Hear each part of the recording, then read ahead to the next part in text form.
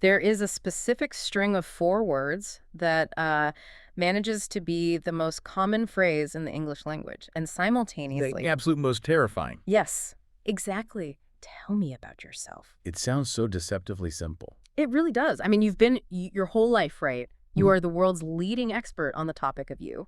You'd think it would be easy. But the moment someone drops that prompt, your brain just completely short circuits. It's like, do they want my life story? Do they want to know I like pepperoni pizza? Or are they looking for a 5-year strategic plan? It's the classic paradox of choice. The prompt is so wide open that it just paralyzes us. We don't know which version of ourselves to, pull off the shelf. Right. Are we the professional, the friend, the traveler? Exactly. So, to solve this paralysis, we are doing something a little different today for this deep dive. We've got a stack of sources that are technically designed for language learning. Which I know sounds a bit weird at first. Yeah, but stick with us. We're looking at transcripts and simulations from Mr. English Channel, English Unleashed, and the Max and Mia podcast. And you're probably thinking, we aren't here to teach you English grammar. Not at all. The fascinating thing about these sources is that because they are designed for learners, they strip away all the social noise. They really do. They provide this incredible structural blueprint for personal narratives, stuff that native speakers often take for granted. And frankly, stuff we usually mess up because we overcomplicate it. 100%. These simulations deconstruct the self-introduction down to its atomic weight. They show us exactly what information is expected, in what order, and why. It's basically like looking at the wireframe of a conversation. Yeah, think of this deep dive as reverse engineering your own identity. I love that. So we've organized this into 3 distinct layers to help you build your own narrative. All We're right. going to look at the social script, the cultural codes. Which is where things get really subtle. Oh, definitely. And finally, the professional narrative, which is based on a really comprehensive job interview simulation. Let's jump into layer 1, the social script. Right. Our primary source here is a transcript from Mr. English Channel featuring a dialogue between 2 characters, Paul and Emily. And on the surface, it's just a polite, low-stakes meeting. But if you look at the structure, they're treating the introduction almost like a menu. That menu analogy is perfect. They're basically running through a checklist of identity markers, and the order really matters here. They start with the absolute basics, name and origin, Paul is from Canada, and Emily is from the US. which anchors the conversation in geography immediately. But they don't stay there. They pivot straight into housing. And this stood out to me because they aren't just saying, I live in a house, they are describing a whole lifestyle. Right. Paul lives in a small townhouse with a garden. Emily lives in a big city apartment that she specifically describes as noisy. It's a very efficient way to signal your values without explicitly stating them. If you tell me you live in a small house with a garden, I'm already making assumptions about you. Like what? Like maybe you value quiet, maybe you like nature, or you're a bit more introverted. You like working with your hands. Whereas Emily's noisy city apartment signals, I don't know, energy, access, being right in the mix of things. Exactly. It sets the scene for who she is. And then comes the standard triad: career, age, family. Paul is an English teacher, reliable, educational. Emily is an art student who loves to draw and paint. So creative, expressive. But the family part was interesting, wasn't it? Yeah, because I usually avoid talking about my parents in a first meeting. It feels a bit juvenile, like, my dad can beat up your dad. Right. But here, they use it so strategically. They don't just list names, they list professions, Paul's dad is a doctor, his mom is a writer, and Emily's dad is a chef. which purely as a conversational gambit is gold. Oh, absolutely. If you tell me your dad is a chef, I instantly have 5 questions for you. What does he cook? Do you eat well? Is he like the guy from The Bear? And that is the key insight for this menu approach. You aren't just dumping data for the sake of the Census Bureau. You are offering hooks. Huh? Yeah, you're laying out little handles for the other person to grab onto so the conversation doesn't die. Speaking of hooks, the source moves into favorites. This is the real icebreaker layer. Paul loves pizza, specifically pepperoni, and Emily loves pasta.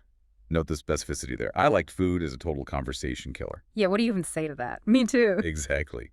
But I love pepperoni pizza. Gives us something to debate. Is pineapple acceptable? Is thin crust better? Specificity invites engagement. They also cover colors. Paul likes blue, Emily likes green, and pets.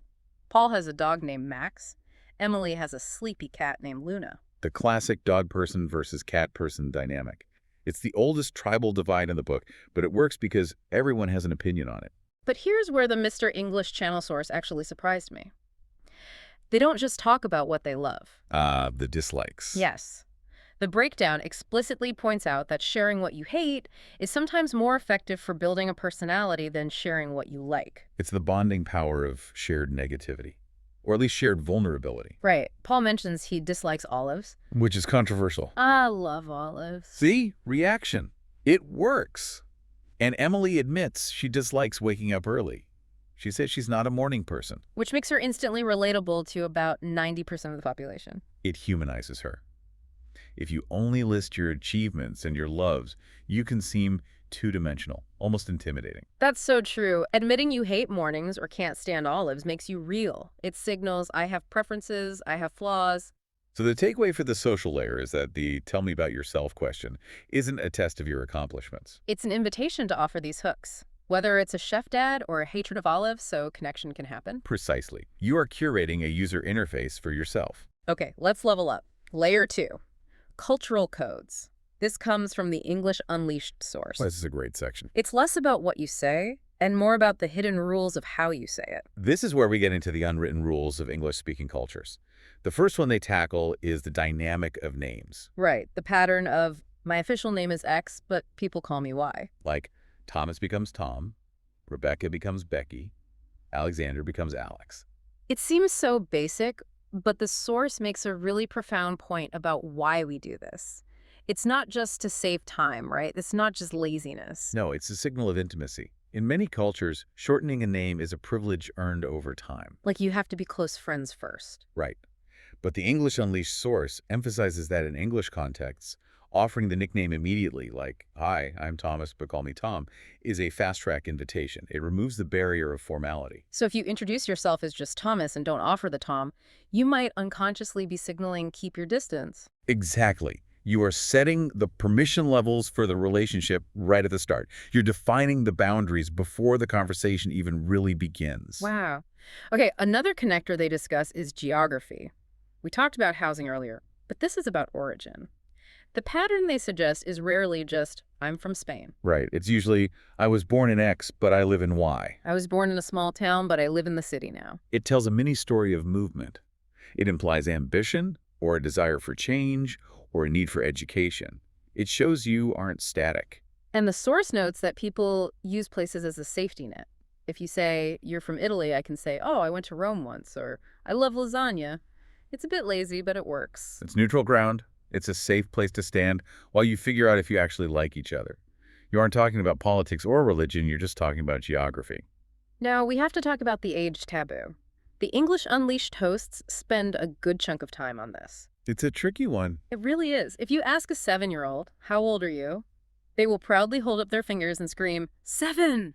But try that with a colleague. It gets awkward fast. I'm 42. It's just too raw. So what's the workaround? The source suggests using vague ranges. It's a way to be informative without being clinically specific. Yeah, I'm in my early 30s. I'm in my mid-40s. It blurs the edges. I loved the specific breakdown they gave for this code. Early 30s covers 31 to 33. Mid is the 4 to 6 range. Late is 7 to 9. It's totally a secret code. It's polite deflection.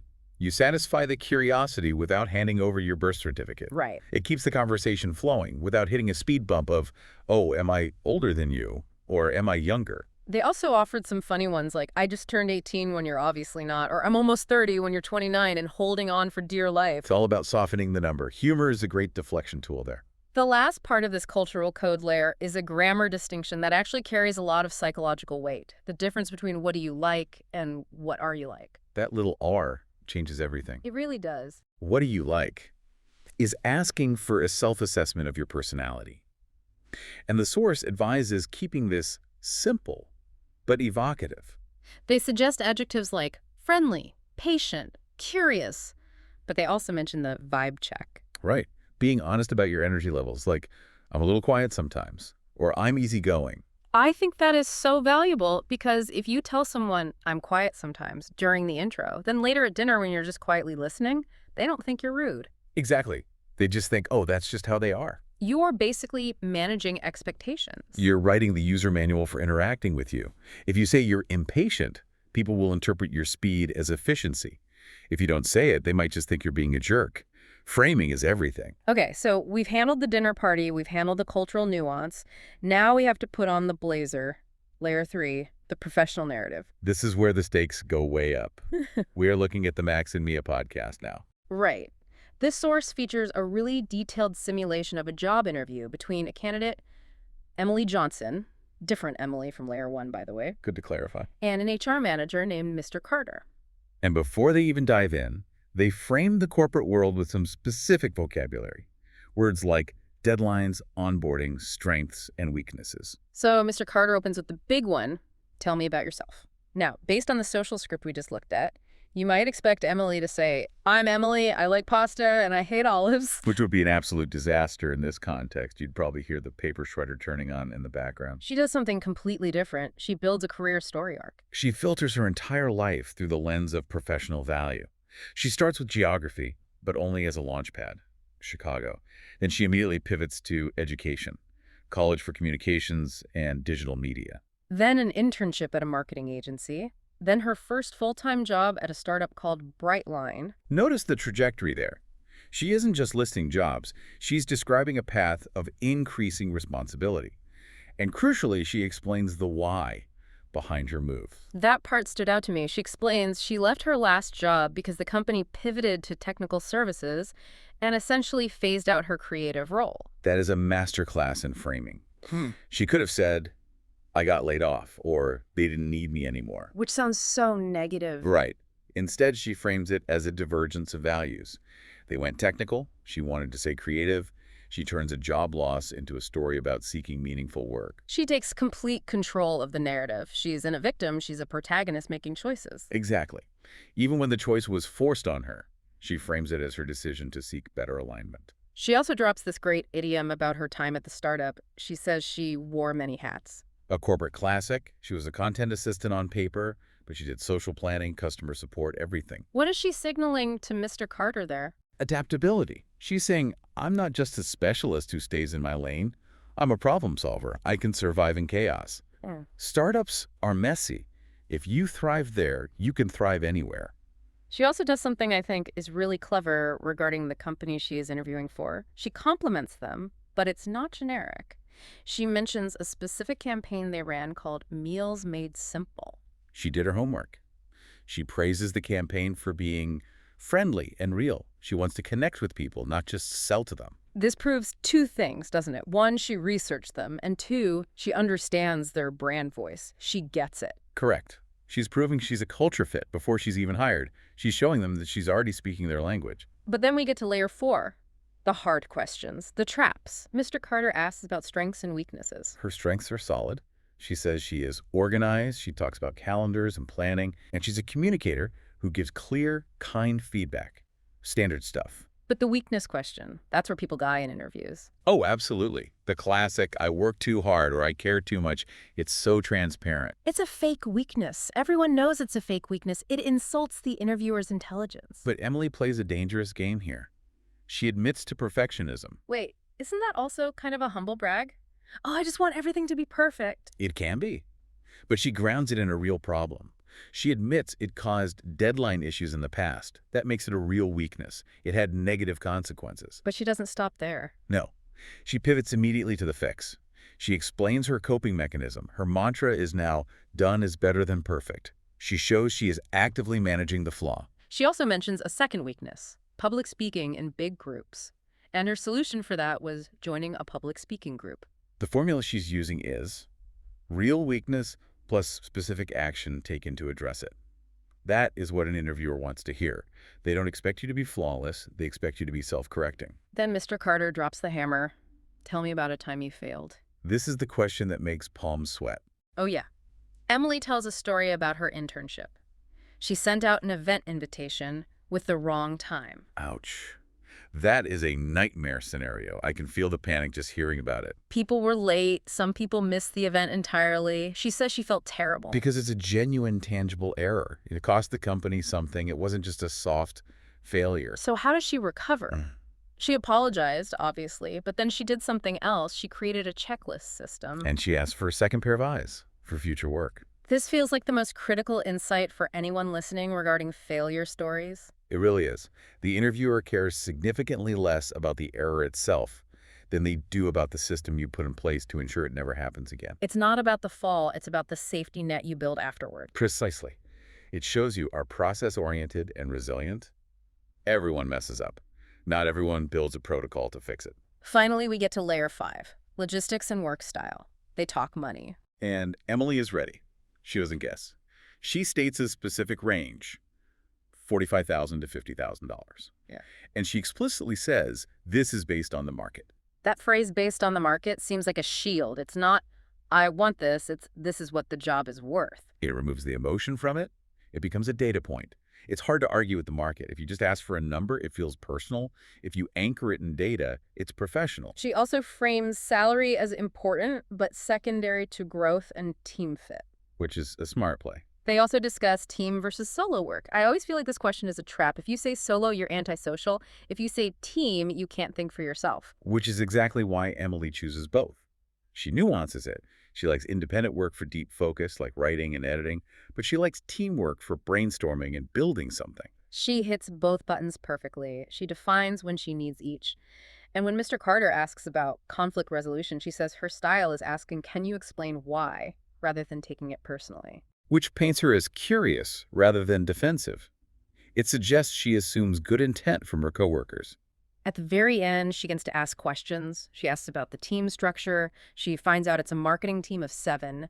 And she asks about onboarding. Asking about onboarding is such a power move. Why is that? Because it shows she is already visualizing herself in the role. She isn't thinking about if she gets the job. She's thinking about her first 2 weeks. It forces the hiring manager to visualize her there too. It's a psychological nudge. So we've gone from I like pizza to what is your onboarding process for a $50,000 a year role? It's quite a journey, but notice the thread running through all of it. So what does this all mean for you listening right now, whether you are learning English or you've been speaking it for 40 years? It means that self-awareness is a skill, and more specifically, it's a curation skill. When someone asks, tell me about yourself, they aren't asking for your biography. They're asking for a curated selection of facts that are relevant to them. In a social setting, you curate hooks, your pets, your hobbies, your dislikes, to create connection. You give them openings. In a professional setting, you curate a narrative, your growth, your adaptability, your systems to create value. Exactly. You are taking the raw data of your life, which is messy and complicated, and packaging it to a story that the other person can understand and use. You aren't lying, you're editing. It's about being the editor of your own life story. That's a beautiful way to put it. So here is our final provocation for you to mull over.